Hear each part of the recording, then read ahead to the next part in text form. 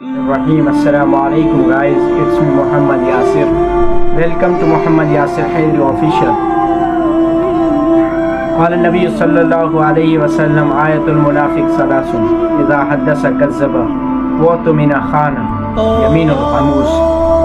وقال عليه الصلاة والسلام اللہ سے کرے دور وہ تعلیم بھی فتنہ، افلاک بھی، اولاد بھی، جاگیر بھی فتنہ، ناحق کے لیے اٹھے تو شمشیر بھی فتنہ، شمشیر تو ہے کیا نعرہ تکبیر بھی فتنہ۔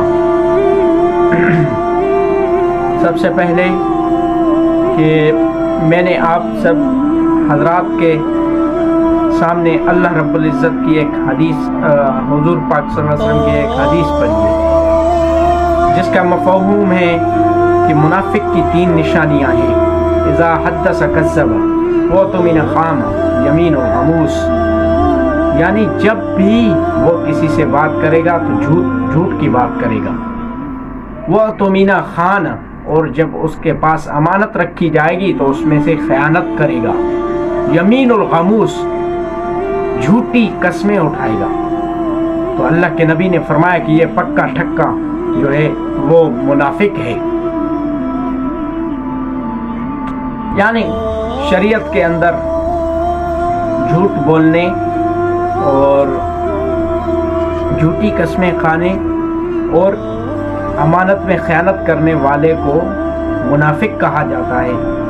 میری مسلمانوں سے یہی گزارش ہے کہ آپ جو ہیں منافقی سے بچیں۔ اور کسی بھائی نے سوال کیا کہ دل کو سکون کس چیز سے ملتا ہے، تو میں نے بولا نہ دنیا سے، نہ دولت سے، نہ گھر آباد کرنے سے، تسلی دل کو ہوتی ہے خدا کو یاد کرنے سے۔ اگر جنت میں جانے کا ارادہ ہو تمامی کا، تو گلے میں ڈال لو توق محمد کی غلامی کا۔ تو اوکے ویورز، آپ سے اجازت لیں گے۔ وما علینا الا البلاغ۔